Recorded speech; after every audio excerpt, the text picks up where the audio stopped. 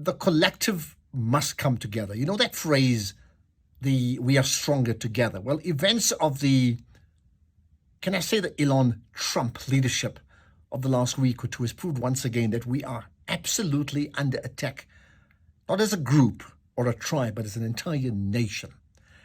It's not an attack by an army, but it is an attack of information, disinformation, fueled by, lobby groups that grab attention internally and externally, and it gets amplified around the world. And then, of course, that is given oxygen by very intentional social media platforms led by Elon Musk himself. And suddenly South Africa is the worst country in the world, isn't it? What is it? What's that story?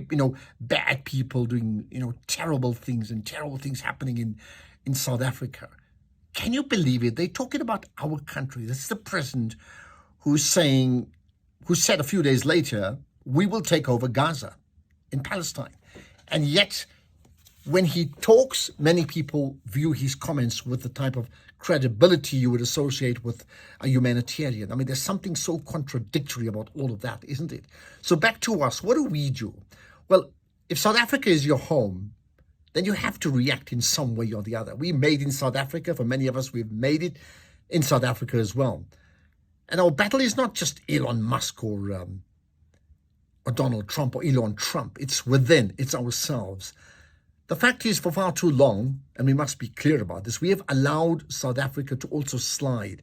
I talk about this dream of a champion nation, but for far too long, we've moved from champion nation possibilities to a sense of mediocrity. And when we do that, we become completely vulnerable, where people can talk about our country like we're some sort of a joke. We can't allow that to happen any longer, can we?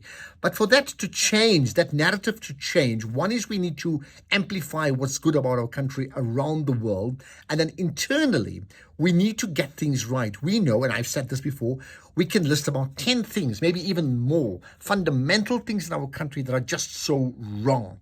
We need to fix that. We need to move from being a dependent country to an independent country that delivers to the people.